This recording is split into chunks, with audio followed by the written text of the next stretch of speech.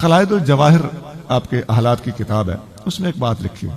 آپ رضی اللہ تعالیٰ عنہ فرماتے ہیں لا یجوز لشیخ ان یجلس علی سجادۃ النہایت، کسی پیر کے لیے جائز نہیں ہے کہ وہ پیری مریدی کے مسند پر اور سجادے پر جا کر بیٹھ جائے. وہ یتقلد بسیف العنایت، اور ذمہ داری کی تلوار اپنے گلے میں لٹکا کے بیٹھ جائے، یعنی پیر بن کے بیٹھ جائے. کسی ولی کے لیے اس وقت تک جائز نہیں حتی یکون فیہ اثنتا عشرۃ خصلۃ، جب تک اس میں 12 صفتیں موجود نہ ہوں. ہر ولی میں کتنی صفتیں؟ پھر پیر بن سکتا ہے. 12 صفتیں ہوں تب. اثنتان من اللہ، 2 صفتیں اللہ کی اس میں ہونی چاہیے. وخصلتان من النبی صلی اللہ علیہ وسلم، اس میں 2 صفتیں نبی پاک علیہ الصلوۃ والسلام والی ہونی چاہیے. وخصلتان من ابی بکر، 2 خصلتیں ابو بکر صدیق والی ہونی چاہیے. وخصلتان من عمر بن الخطاب، 2 خصلتیں عمر بن خطاب والی ہونی چاہیے. وخصلتان من عثمان ابن عفان، 2 خصلتیں عثمان غنی والی ہونی چاہیے. وخصلتان من علی بن ابی طالب، اور 2 خصلتیں 2 صفتیں علی بن ابی طالب والی ہونی چاہیے. اتنے بند جی، اگے 7ویں کی سیاسی بنا نہیں لیا. اب بتائیے جی، یہ قلائد الجواہر کا 203 صفحہ یہ میرے سامنے پڑھی کہ کسی پیر کے لیے جائز نہیں کہ پیری سنبھالے، ذمہ داری سنبھالے، مسند پہ بیٹھے، جب تک یہ 12 خصلتیں، 12 خوبیاں، 12 صفتیں موجود نہ ہوں. 2 اللہ کی، 2 رسول اللہ صلی اللہ علیہ وآلہ وسلم کی، 2 ابو بکر، 2 عمر، 2 عثمان، 2 علی رضی اللہ تعالیٰ عنہم کی. وہ کون کون سی ہیں؟ فرمایا اللہ کی 2 صفتیں ہیں، ان یکون ستارا وغفارا. ہر پیر کے لیے ضروری ہے کہ اللہ کی صفت ستاری بھی اس میں ہو اور صفت غفاری بھی اس میں ہو. سونا پہلی تے گل ہے، اتھے ہی ویکھ لو ساڈا اج کل پیراں دا کی حال ہے. ستاری اور غفاری مطلب ہے کہ مریدوں کے عیب کجنا، اس دی گل او دے اگے تے او دی گل اے دے اگے. آپ نے دیکھا ہوگا کئی پیر مریدوں نے بڑائی رکھ دینا، ایسا ہے کہ بلا. اور پھر غفاری مطلب ان کی غلطیوں سے درگزر کرنا، عیبوں پر پردہ ڈالنا، لوگوں کو نہ بتانا اور خود ان کی غلطیوں سے درگزر کرنا، معاف کرنا. اللہ کے ولیوں کا یہ طریقہ رہا ہے کہ اپنے ساتھ کسی بے وقوف مرید کو رکھتے تھے کہ یہ بونگیاں مارے، میں اس کو درگزر کروں تاکہ نفس مرے، پستا رہے. نبی کریم صلی اللہ علیہ وسلم کی بھی 2 صفتیں ہونی چاہیے. وہ کون کون سی صفتیں ہونی چاہیے؟ آپ نے فرمایا ان یکون شفیقا رفیقا، شفیق ہو اور رفیق ہو. شفیق مانا شفقت کرنے والا، اور رفیق کا مانا ہوتا ہے رفق اور نرمی کرنے والا. یہ ملتی جلتی ہیں آپس میں. ستار اور غفار بھی ملتی جلتی ہیں، شفیق اور رفیق بھی ملتی جلتی ہیں. شفیق شفقت. اقبال نے کیا شعر لکھا ہے؟ نگاہ بلند، سخن دل نواز، جاں پرسوز، یہی ہے رخت سفر میرے کارواں کے لیے. سخن دل نواز ہونا چاہیے، زبان میں مٹھاس ہونی چاہیے، شفیق ہونا چاہیے، مہربان ہونا چاہیے. اللہ تعالیٰ قرآن شریف میں فرماتا ہے اے میرے محبوب فبما رحمت من اللہ لنت لہم، اللہ کی رحمت ہے کہ آپ ان کے لیے نرم ہیں. ولو کنت فظا غلیظ القلب، اگر آپ سخت طبیعت والے ہوتے لانفضوا من حولک، یہ لوگ آپ کے ارد گرد سے اٹھ کے چلے جاتے. تو پیر کے لیے نرم دل، مہربان، شفیق اور ہمدرد ہونا ضروری ہے، دکھ درد بانٹنے والا ہونا ضروری. اور 2 خصلتیں ابو بکر صدیق کی، فرمایا یکون صادقا متصدقا، سچ بولتا ہو اور لوگ بھی اسے سچا مانتے ہوں، کہ کوڑ نہیں مارتا، او دی گل ہے تو پھر ٹھیک ہی ہونی. میرا ایک دوست ہے، اس کا کسی کے ساتھ جھگڑا ہو گیا، تو جس کے ساتھ جھگڑا ہوا نا تو وہ ایک 3rd پرسن، تیسرا بندہ، وہ دوسرے آدمی کا ہمدرد تھا. کہنے لگا جی وہ فلانا جڑا نا میرے چاچا جی نال پڑیا ہے تو وہ بڑا غلط کیتا ہے اس نے. تو وہ اس کا ایک پاس ایک اور آدمی تھا، اس نے کہا یار یہ فلانا بندہ تیرے چاچے نال پڑیا ہے. انہوں نے کہا ہاں، انہوں نے بڑا غلط کیتا ہے. انہوں نے کہا جی وہ پڑیا نا تو پھر ٹھیک ہی ہونا ہے. اس بندے نے میں جاننا، وہ بندہ غلطی نہیں کرتا، کسی نال ظلم زیادتی نہیں کرتا. تو مطلب اس کی غیر موجودگی میں اس کا وہ دوسرا بندہ دفاع کرے کہ جی اس آخیا تو پھر ٹھیک ہے. صادق بھی ہو, سچ بولتا ہو, یکڑ نہ مارتا ہو. پیر سچ بولے گا تو کشف ٹھیک ہوگا. خدا کی قسم یہ بڑا پکا اصول ہے. الہام اسی کو ہوتا ہے جس کی زبان پہ سچ ہوتا ہے. اس کو خواب سچا آئے گا, اس کا کشف ٹھیک ہوگا, اس کا الہام ٹھیک ہوگا.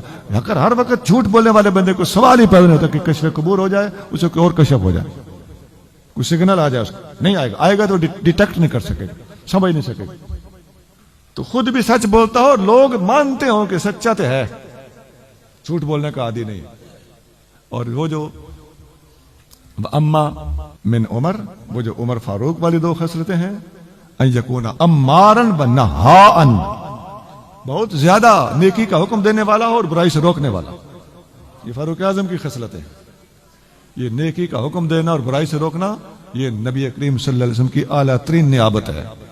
نبینا الامر الناہی فلا احد ابر فی قول لا منہ ولا ناہمی.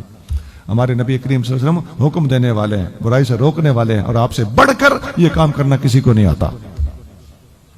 تو فاروق اعظم کی یہ دو خصلتیں بیان فرمائی. یہاں آپ کو میں کنفلکٹ ذرا واضح کر دوں. بظاہر ادھر ہم کہہ کے آئے ہیں کہ نبی کریم صلی اللہ علیہ وسلم شفیق تھے, یا ان والی خصلت ہونی چاہیے کہ بندہ شفیق ہو اور رفیق ہو, نرمی والا ہو. اور ادھر فرمایا جا رہا ہے کہ نیکی کا حکم دے اور برائی سے روکے.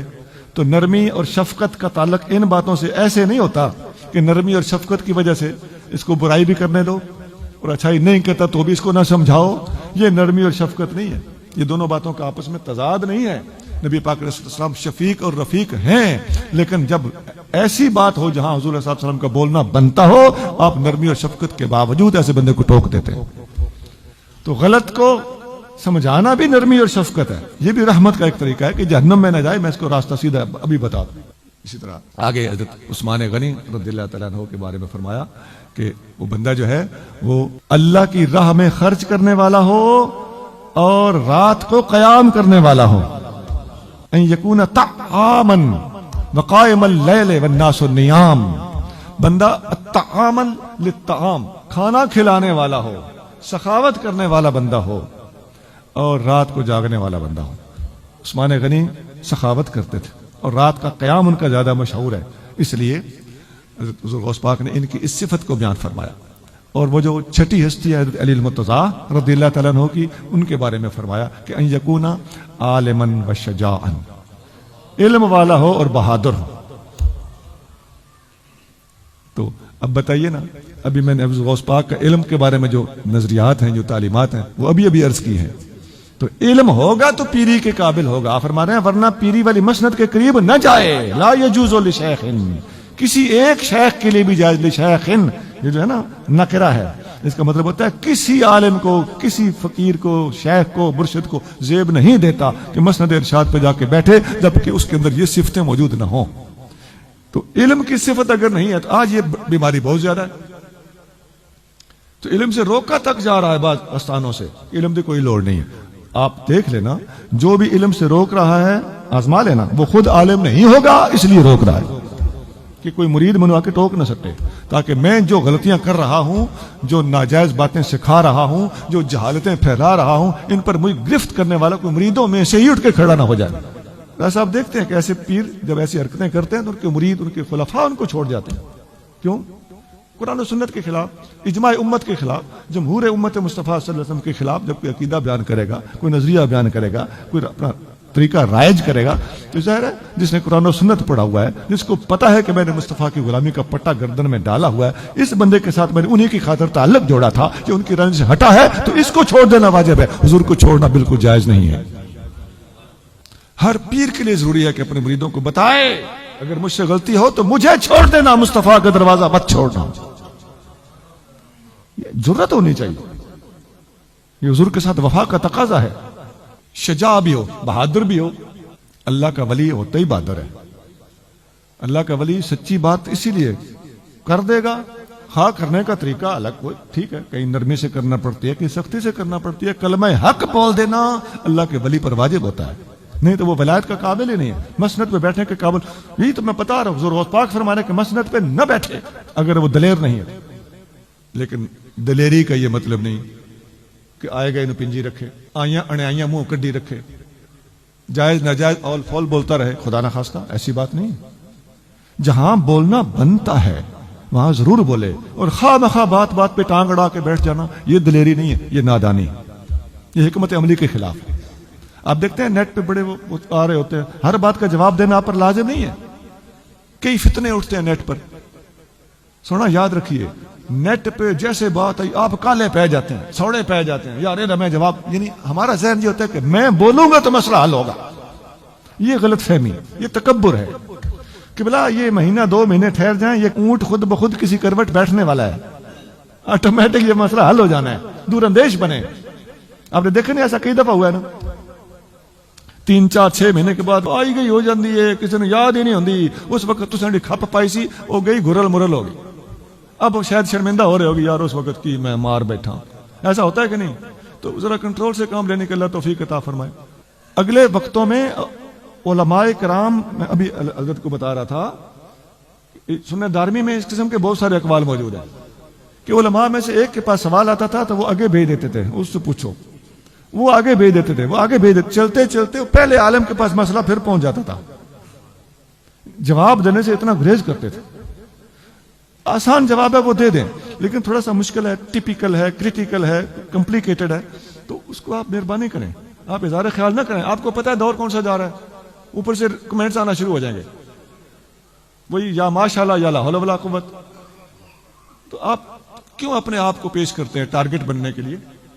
تو اس کا بہتر طریقہ یہ ہے کہ آپ تھوڑا ہاتھ ہولا رکھیں۔ یہ ایک تکبر ہوتا ہے ہمارے اندر ہوتا ہے، ہم سمجھتے ہیں کہ میں نے بولنا ہے تو مسئلہ حل ہونا ہے، تو اس وقت ہمیں یہ اکھر آ جاتی ہے اور ہم کچھ نہ کچھ اس وقت بول دیتے ہیں۔ بہرحال میں 2 باتیں صوفیانہ تعلیم کے حوالے سے میں نے آپ کے سامنے رکھی ہیں، تھوڑے پہ راضی ہو جا، اور پیر میں 12 خصلتوں کا ہونا ضروری ہے، جن میں سے 2 صفتیں اللہ کی، 2 رسول اللہ صلی اللہ علیہ وسلم کی، اور 2 4 خلفائے راشدین کی۔ اور اس میں اشارہ ذوق صاحب جاتے جاتے یہ بھی کر گئے کہ 4 خلفائے راشدین کو حضور غوث پاک صرف 4 یار کو ماننے والے بھی ہیں، اور 4 یار کو اللہ کا ولی بھی مانتے ہیں، اور اللہ کا ولی وہ ہو ہی نہیں سکتا جس میں ان 4 والی خوبیاں نہ ہوں۔